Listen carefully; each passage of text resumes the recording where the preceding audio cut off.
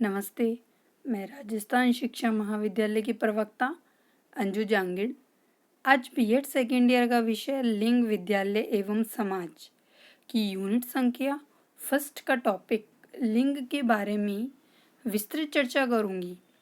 तो आइए हम देखते हैं कि लिंग क्या होता है, उसकी विशेषताएं क्या होती है और उसके प्रकार क्या होते हैं। लिंग को हम जेंडर भी कहते हैं। किसी भी समाज का सबसे महत्वपूर्ण सैद्धांतिक संगठन होता है लिंग या फिर जेंडर। आप सभी को पता है कि मानव का जन्म दो रूपों में होता है, स्त्री और पुरुष। स्त्री और पुरुष या बालक और बालिका। जब कोई भी बच्चा जन्म लेता है तो उसके लिंग के आधार पर यह बताया जाता है कि यह लड़का है या फिर लड़की। समाज के द्वारा यह भी निर्धारित कर लिया जाता है कि अगर लड़का है तो उसके कार्य ये हैं, उसकी भूमिका यह रहेगी, और अगर उसी जगह अगर लड़की होती है तो यह निर्धारित कर दिया जाता है कि इसका कार्य यह है और इसकी भूमिका भी पहले से निर्धारित कर ली जाती है। तो हम बात करते हैं कि लिंग क्या होता है। लिंग की अवधारणा।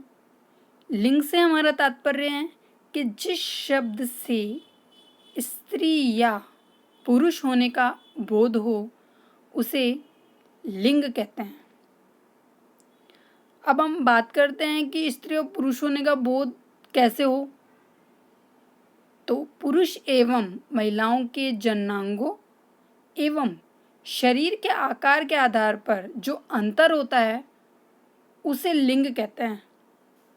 जैसे मैंने अभी आपको बताया था कि जब समाज में एक बच्चा पैदा होता है तो उसके लिंग के आधार पर ही उसे स्त्री और पुरुष बताया जाता है। यह बताया जाता है कि लड़का है या फिर लड़की है, तो उसे हम कहते हैं लिंग। बात करते हैं हम लिंग की परिभाषाएं। लिंग की परिभाषा में पहली जो डेफिनेशन है वो है वेस्ट एंड जिमरमैन के अनुसार। लिंग एक व्यक्तिगत लक्षण नहीं है, ये सामाजिक परिस्थितियों का एक उद्गामी लक्षण है एवं समाज के मौलिक विभाजन का एक तर्कसंगत साधन है। मतलब ये एक व्यक्तिगत लक्षण नहीं है, ये सामाजिक परिस्थितियों मतलब एक समाज के द्वारा बनाया गया एक कर्म है। जैसे कि लड़का होता है तो उसका कार्य क्या होता है, लड़की होती है तो उसका कार्य क्या होता है। मान लीजिए हम उनके पहनावे की बात करते हैं तो पहनावे भी हमको पहले से ही निर्धारित कर लिया जाता है कि लड़की को पहनना है साड़ी, सलवार, लहंगा आदि, उसका पहले से ही निर्धारित कर लिया जाता है। और अगर लड़का होता है तो शर्ट, पैंट आदि ये सब लड़कों का निर्धारित कर लिया जाता है। लेकिन मैं आज के जनरेशन के बारे में बात करती हूँ या फिर मैं बात करती हूँ आज के आधुनिक समाज की, कि आज की लड़कियाँ भी जींस पहनती है, टी शर्ट्स पहनती है, क्योंकि ये कुछ चीज़ें ऐसी हैं जो आधुनिक समाज में आज किसी भी तरह का कोई भेदभाव बहुत कम हो गया है।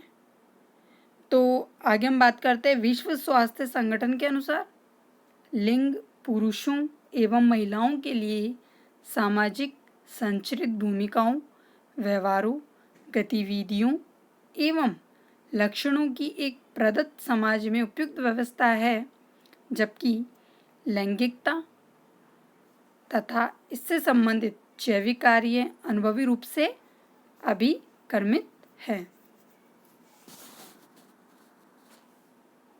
बात करते हैं लिंग की विशेषताएं की, कि लिंग की विशेषताएं क्या होती हैं। लिंग की विशेषताएं दो भागों में विभक्त की गई है, पुल्लिंग और स्त्रीलिंग। पुल्लिंग जिसमें हमें पुरुष जाति का बोध होता है और स्त्रीलिंग जिसमें हमें स्त्री जाति का बोध होता है। तो सबसे पहले हम बात करते हैं पुल्लिंग की, कि पुल्लिंग की विशेषताएं क्या होती हैं। पहला आता है अमूर्त सोच की क्षमता। दूसरा है महत्वाकांक्षा की भावना। तीसरा कार्य के प्रति अधिकांश सक्रिय। चौथा चिंतन व साहस जैसे गुण। प्रगतिशील एवं दृढ़ इच्छा शक्ति, नेतृत्व करने की क्षमता व सकारात्मक सोच, रचनात्मकता की भावना और अनुशासन को महत्व देना। ये जो विशेषताएं हैं वो पुल्लिंग की विशेषताएं हैं कि जो पुरुष जाति होती है वो अमूर्त सोच रखने की क्षमता रखती है, कार्य के प्रति बहुत अधिक सक्रिय रहती है, साहसी जैसे गुण उसमें होते हैं, प्रगतिशील होते हैं, नेतृत्व करने की उनमें क्षमता होती है, वो हमेशा पॉजिटिव थिंकिंग रखते हैं और संरचनात्मकता की भावना होती है और अनुशासन को महत्व देते हैं।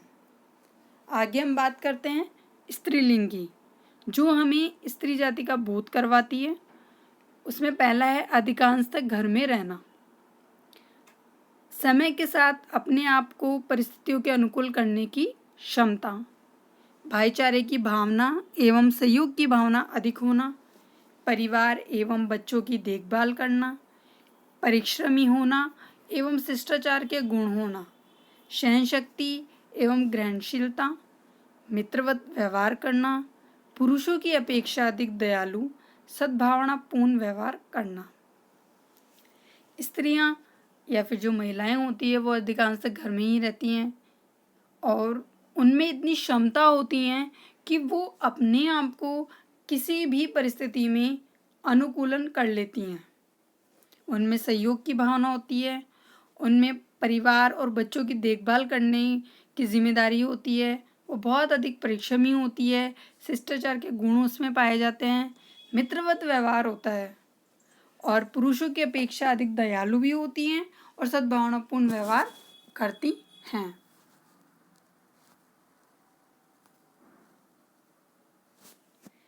आगे हम बात करते हैं लिंग के प्रकार की कि लिंग के प्रकार कितने होते हैं। लिंग के प्रकार 4 होते हैं, पुल्लिंग, स्त्रीलिंग, उभयलिंग और नपुंसक लिंग।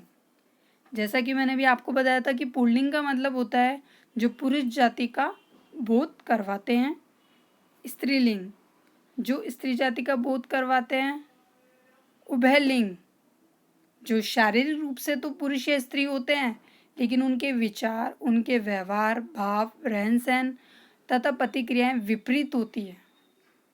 और आगे हम बात करते हैं नपुंसक लिंग। नपुंसक लिंग वह होते हैं जो न तो पूर्ण रूप से पुरुष होते हैं और न ही पूर्ण रूप से स्त्री होते हैं।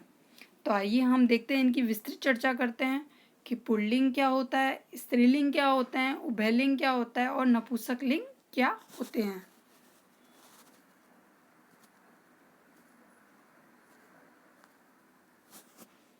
पहले हम बात करते हैं पुल्लिंग की। पुल्लिंग पुरुष जाति का बोध उनकी शारीरिक बनावट, रहन सहन, विचार तथा भावों से प्रकट होता है। पुरुष स्त्रियों की अपेक्षा कठोर और आध्यात्मिक विचार के होते हैं। पुरुषों के रहन सहन एवं कार्य भी अलग होते हैं। समय के साथ पुरुषों में दाढ़ी, मूंछ आदि आने लगती है तथा उनके शारीरिक परिवर्तनों के कारण पुरुष जाति का बोध होता है। पुरुष जाति का बोध हमें किन किन तरीकों से होता है, जैसे मैंने भी आपको अभी यहाँ पे भी बताया था कि समाज के द्वारा ये कार्य सब समाज के द्वारा निर्धारित किए गए हैं कि पुरुष का कार्य होता है बाहर जाके कमाना, स्त्रियों का कार्य होता है घर में रहना। तो उनकी शारीरिक बनावट अलग होती है, उनका रहन सहन अलग कर दिया जाता है, उनके विचार, उनके भाव जो भी होते हैं वो सब अलग होते हैं। स्त्रियों की अपेक्षा पुरुष अधिक कठोर भी होते हैं और आध्यात्मिक विचारों के भी होते हैं। पुरुषों का रहन सहन अलग होता है, उनके कार्य भी अलग होते हैं और समय के साथ साथ पुरुषों में दाढ़ी भी आती है, मूछ आदि आने लगती है। उनके शारीरिक परिवर्तनों के कारण ही पुरुष जाति का बोध होता है। आगे हम बात करते हैं स्त्रीलिंग। लिंग का जो दूसरा प्रकार होता है वह होता है स्त्रीलिंग। स्त्रियों का स्वभाव, विचार पुरुषों की अपेक्षा कोमल होता है। किशोरावस्था तक पहुँचते पहुँचते इनमें अनेक शारीरिक परिवर्तन परिलक्षित होने लगते हैं, जिससे स्त्री जाति का बोध होता है। स्त्रियों की आवाज़ मधुर तथा सुरीली होती है। इनका रहन सहन तथा वेशभूषा भी अलग होता है। स्त्रियां स्वभाव से ही लज्जाशील एवं दयालु होती है और ये भौतिकवादी विचारों को अधिक मान्यता देती हैं। स्त्रियों का स्वभाव पुरुषों की अपेक्षा कोमल होता है। वे किशोरावस्था तक पहुँचते ही उनके शारीरिक परिवर्तन परिलक्षित होने लगते हैं। जैसे कि मैंने आपको बताया था कि स्त्रियों के जो शारीरिक परिवर्तन होते हैं पुरुषों से भिन्न होते हैं, जब भी उनका पता लगता है कि वे स्त्री हैं या फिर पुरुष, या उनके जननांगों के आधार पर पता लगता है। स्त्रियों की आवाज़ हमेशा सुरीली होती है और मधुर होती है। इनका रहन सहन अलग होता है, इनकी वेशभूषा अलग होती है, जिससे हमें ये पता लगता है कि स्त्री जाति का बोध हमें उनके रहन सहन से भी पता लगता है। स्त्री जाति और स्त्रियां हमेशा भौतिकवादी विचारों को अधिक मान्यता देती हैं। आगे हम बात करते हैं उभयलिंग की। इसके अंतर्गत ऐसे लोग आते हैं जो शारीरिक रूप से न तो से पुरुष या स्त्री होते हैं, लेकिन उनके विचार, व्यवहार, भाव एवं प्रतिक्रियाएं विपरीत होती हैं। और जर्मनी भाषा में इन्हें यूरेनियम भी कहा जाता है, अर्थात एक पुरुष के शरीर में एक महिला मानस। लिंग का जो तीसरा प्रकार था वो है उभयलिंग। इसके अंतर्गत ऐसे लोग आते हैं जो शारीरिक रूप से तो पुरुष और स्त्री होते हैं, लेकिन जो उनके विचार होते हैं, जो उनके व्यवहार होते हैं, जो उनके भाव होते हैं, वो सब अलग अलग होते हैं। जैसे एग्जाम्पल के तौर पे हम बताते हैं कि शारीरिक रूप से कोई बालक है, लेकिन उसके विचार, व्यवहार, आदत, प्रतिक्रियाएं, रहन सहन एवं रुचि विपरीत लिंग की तरफ होते हैं, तो वह उभयलिंगी कहे जाते हैं। अधिकांशतः ऐसे लोगों का विचार अंतर्लिंगी होता है। जर्मनी भाषा में इन्हें यूरेनियम भी कहा जाता है, अर्थात एक पुरुष के शरीर में एक महिला मानस। आगे हम बात करते हैं नपुंसक लिंग की। नपुंसक लिंग वह होते हैं, इनके अंतर्गत ऐसे लोग आते हैं जो न तो पूर्ण रूप से पुरुष होते हैं और न ही पूर्ण रूप से स्त्री होते हैं। इनका एक अपना अलग समाज होता है और इन्हें द्विआधारी लिंग भी कहते हैं। इसके अंतर्गत ऐसे व्यक्ति आते हैं जो न तो पूर्ण रूप से पुरुष होते हैं और न ही पूर्ण रूप से स्त्री होते हैं।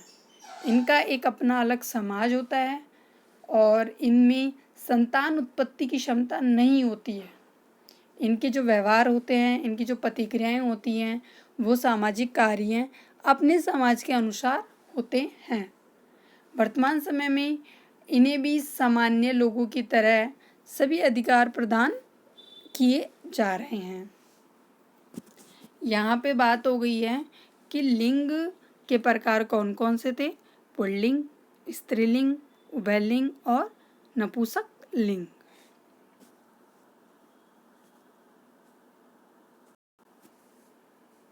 आगे हम बात करते हैं जेंडर एवं अधिकारगत परिप्रेक्ष्य।